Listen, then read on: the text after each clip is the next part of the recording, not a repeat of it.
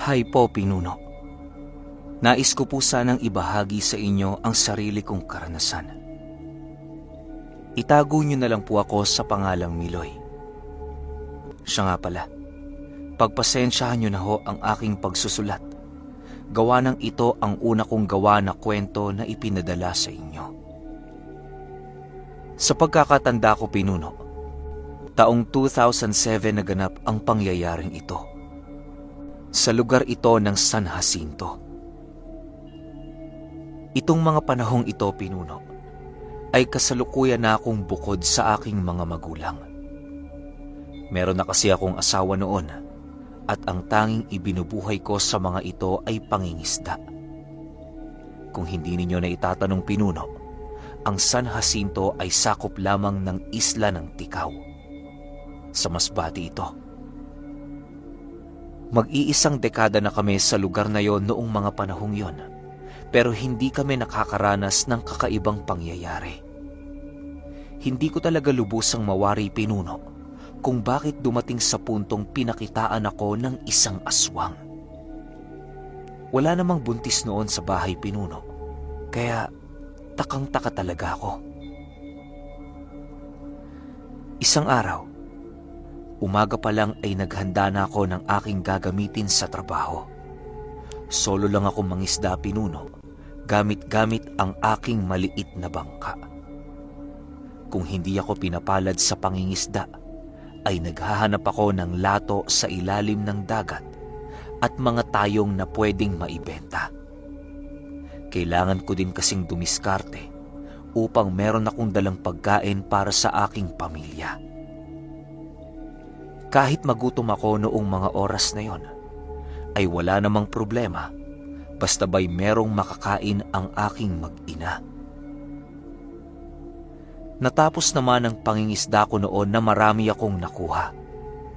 Bale hapon na ako nakabalik ng dalampasigan, gawa nang napalayo ako ng husto sa aming isla. Hindi ko naman ikinakabahala ang ganoon sa kadahilan ng sanay na ako sa paglalayag. Kahit anong gamitin kong bangka, Pinuno, ay wala yung problema. Habang ako ay naglalakad pabalik ng aming tahanan, ay pasigaw-sigaw pa ako sa daan dahil baka merong taga roon sa aming maengganyong bumili. Bago ako makarating sa aming bahay, ay halos maubos na ang dala kong isda, gawa ng pinagpiestahan ito ng aking mga kabarangay. "Oh, Miloy, kumusta ang araw mo?" Bungad na wika ng asawa kong nagluluto. "Ayos lang naman, Ning. Nandyan ba si Roldan?" Sagot ko naman dito. Nang marinig nito ang aking sinabi, ay agad naman itong tinawag ang panganay naming anak na lalaki. Pagdating nito sa kinaroroonan ko, ay agad ko namang ibinigay ang perang pambili ng aming bigas. "Huwag kang magtagal sa daan, Roldan. Marami pa ditong trabaho sa bahay." Paalala ko naman sa aking anak. "Oho, tay," sagot nito. Pagwika nito, ay agad din naman itong kumaripas ng takbo patungo sa malapit na tindahan na hindi kalayuan sa aming tahanan. Agaran din naman ang pagbalik nito sa tahanan dahil sa takot yon sa akin. Estrikto kasi akong ama, Pinuno. Ayaw na ayaw kong mawala ng respeto at paggalang ang aking mga anak habang nasa poder ko pa ang mga ito.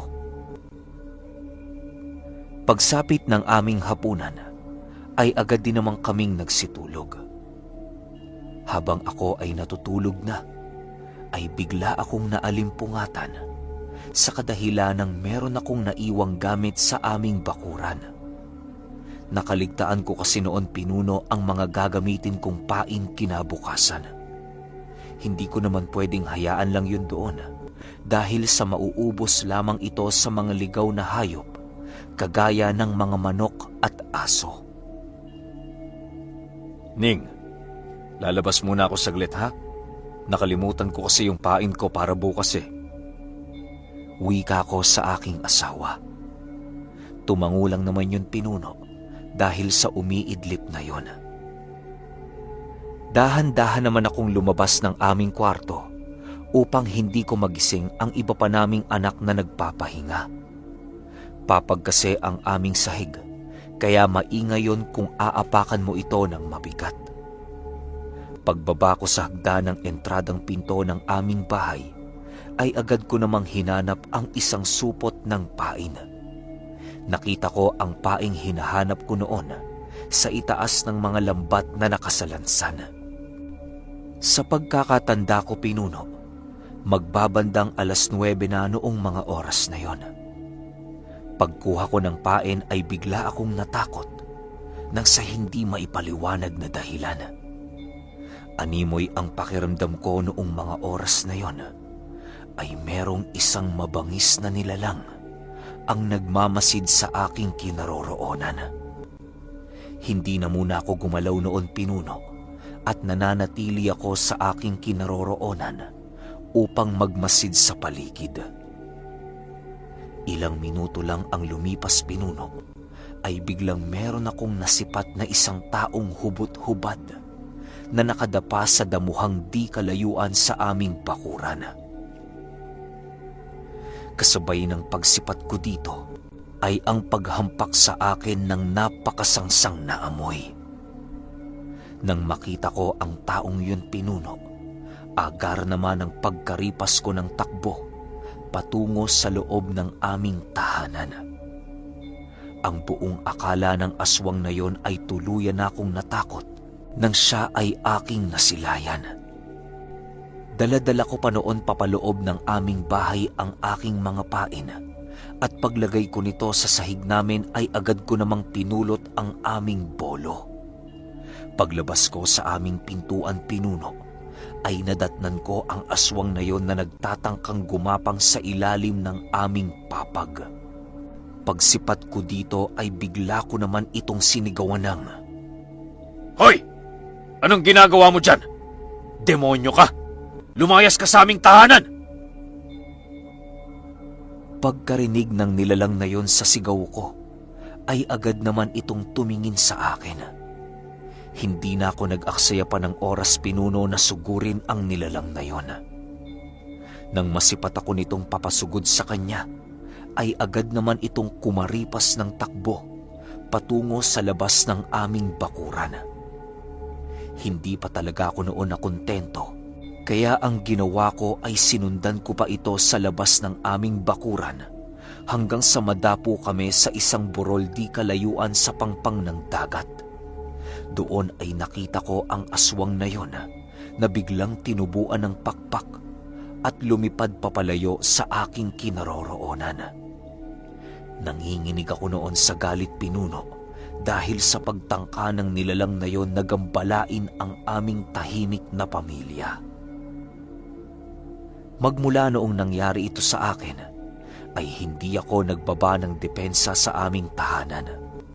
Naglagay ako sa lahat ng sulok ng aming bahay ng mga pangontra at naglibing din ako ng napakaraming alimasag sa aming bakuran.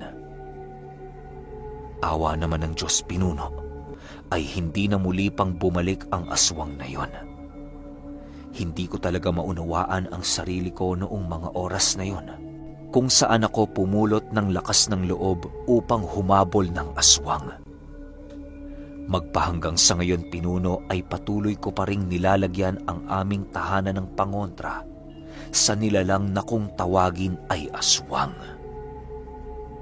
Hanggang dito na lamang po, Pinuno. Maraming salamat po.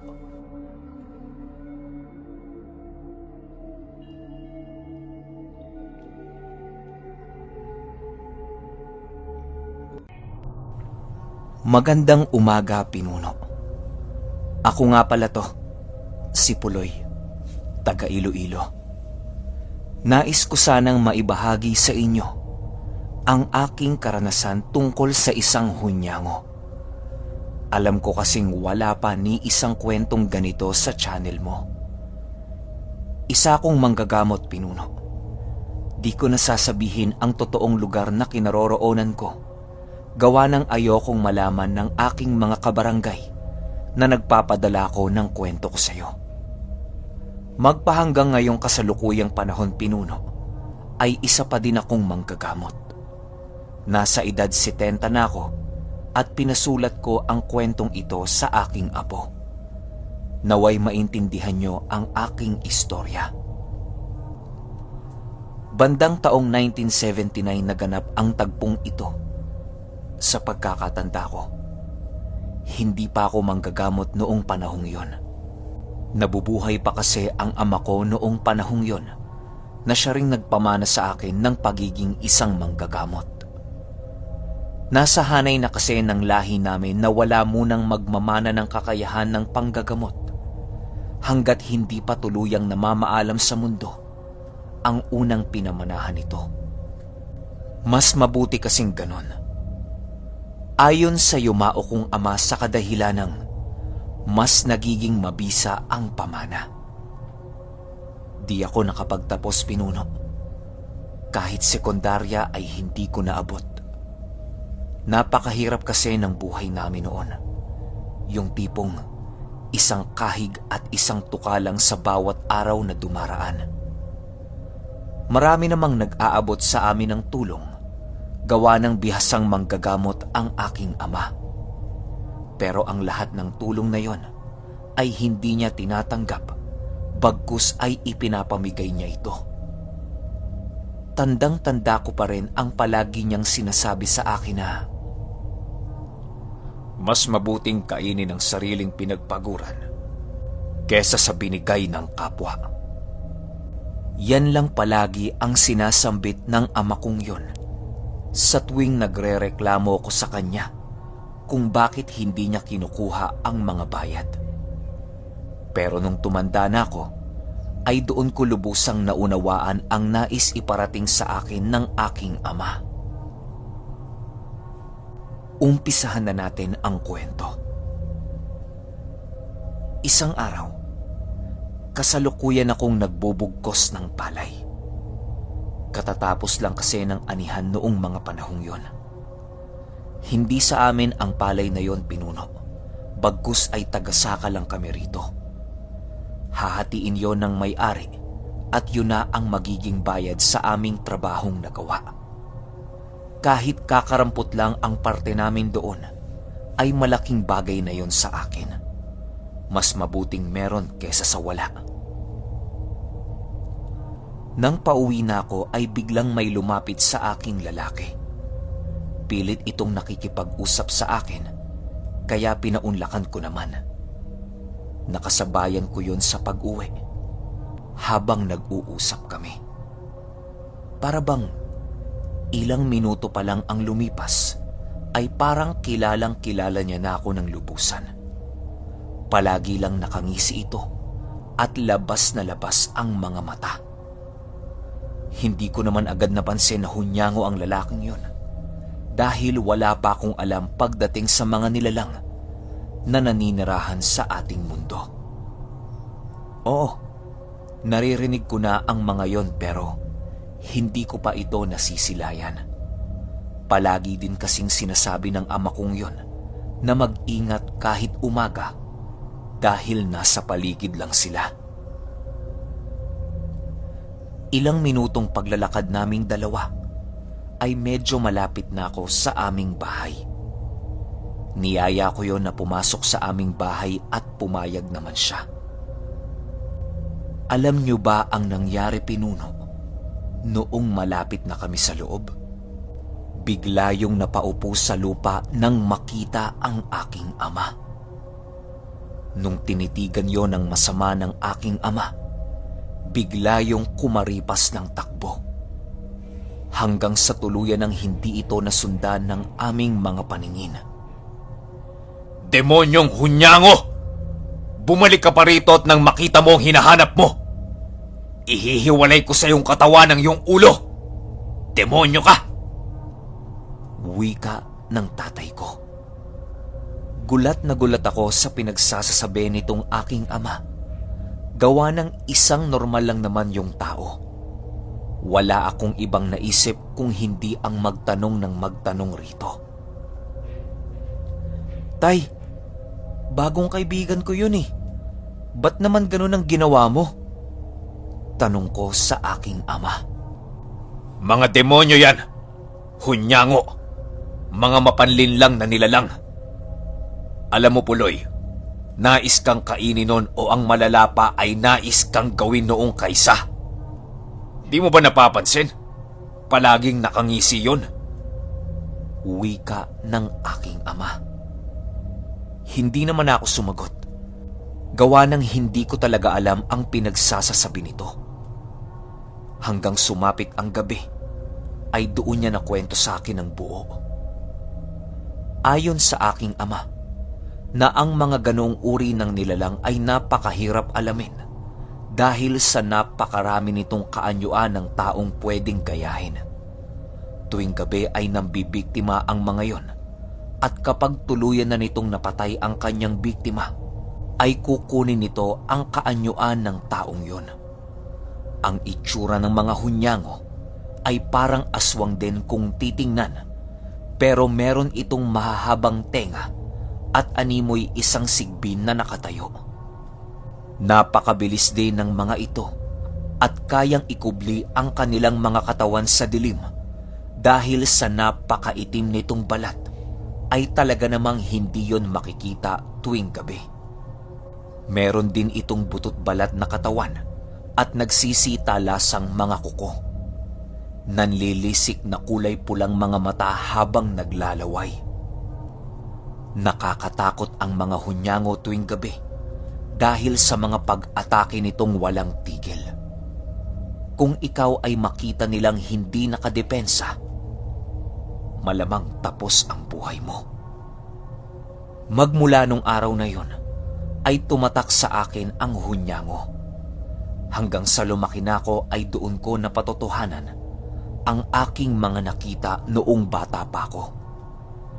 Nung gabi kasing merong magpapagamot sa akin, ay meron akong napansing kasama nito na hindi pumasok sa bahay.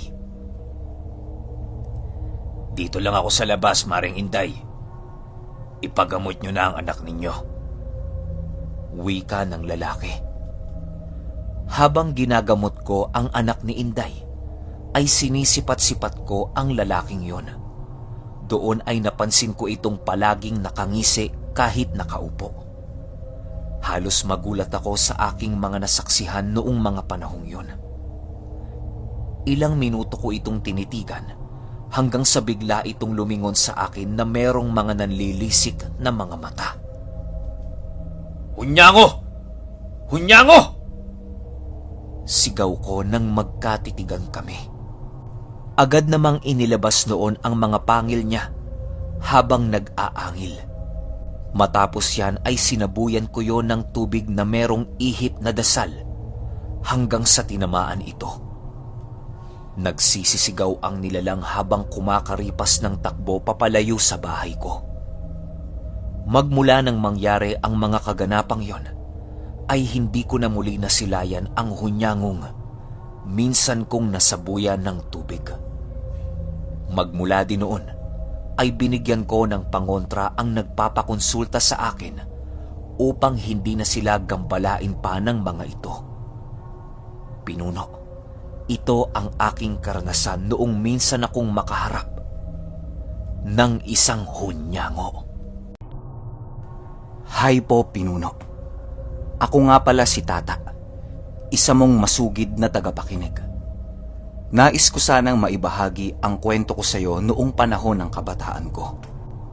Ako nga pala'y magpipitumput-apat na taong gulang.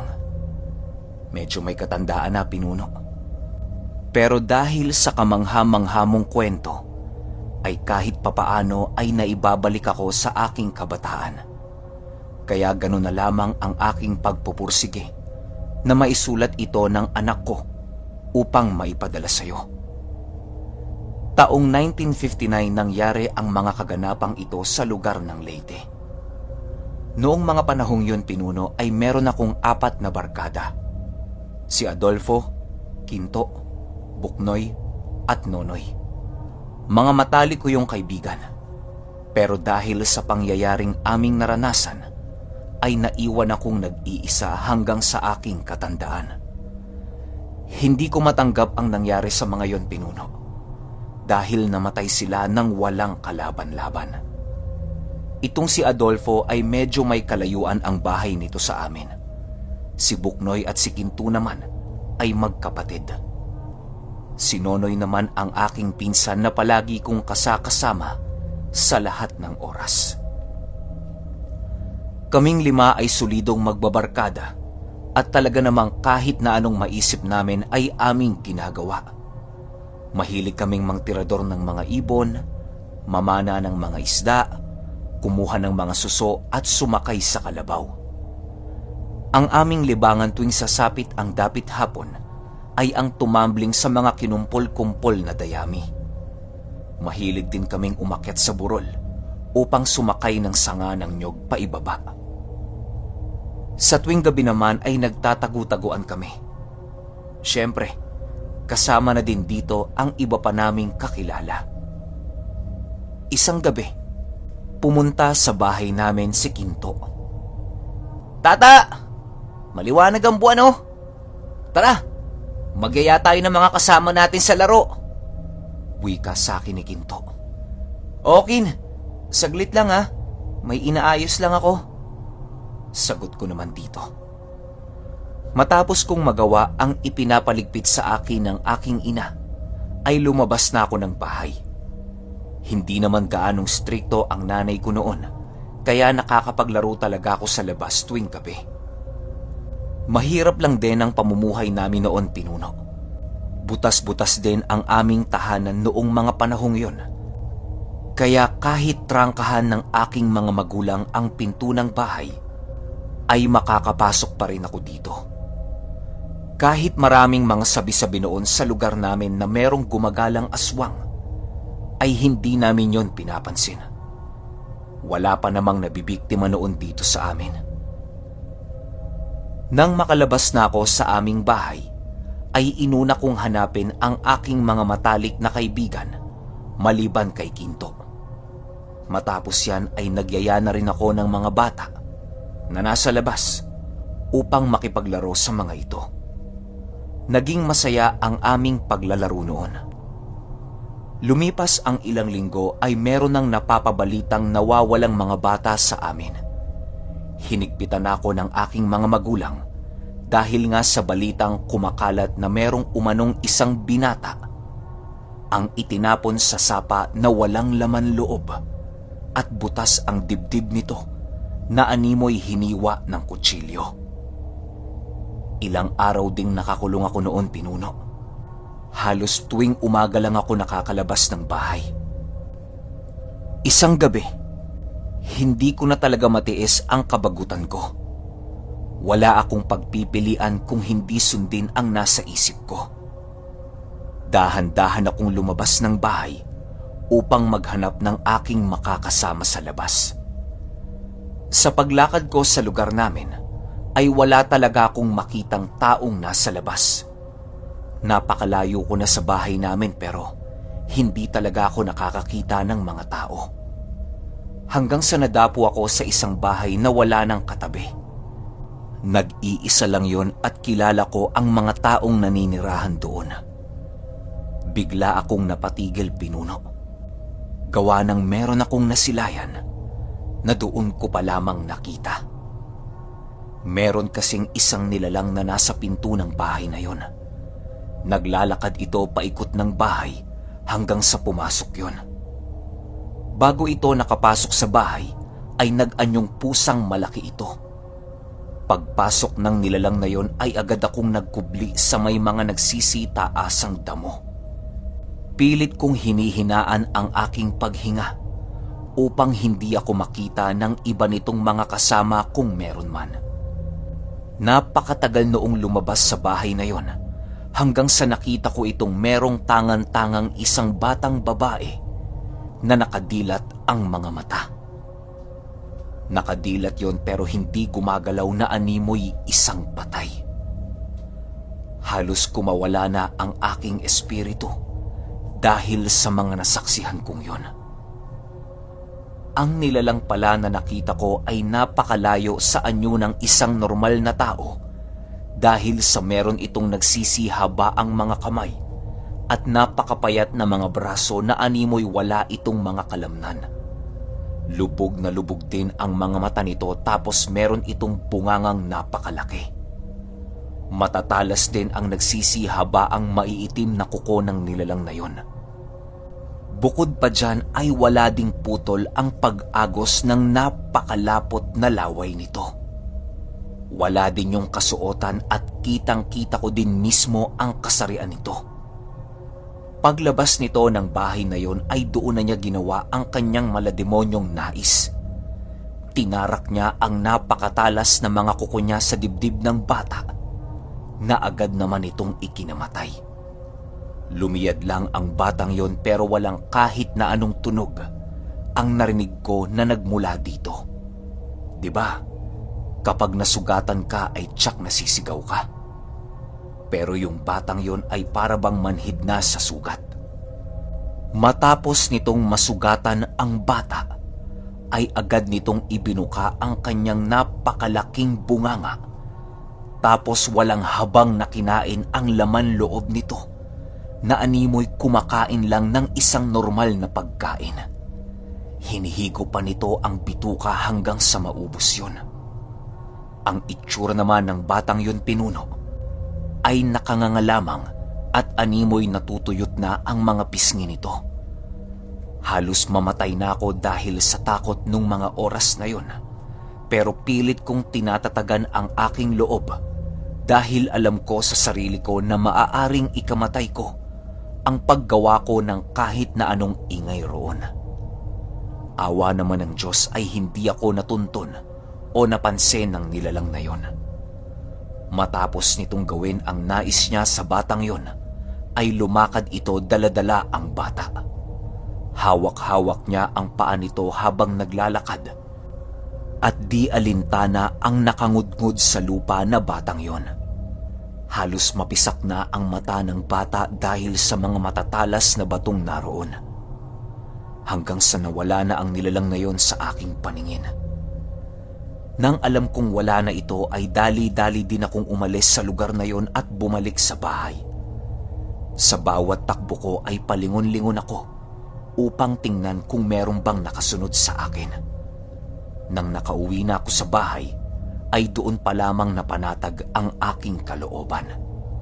Hanggang sa nabalitaan kong nawala din ang 4 kong kaibigan na walang makapagturo kung saan pumaroon ang mga yon.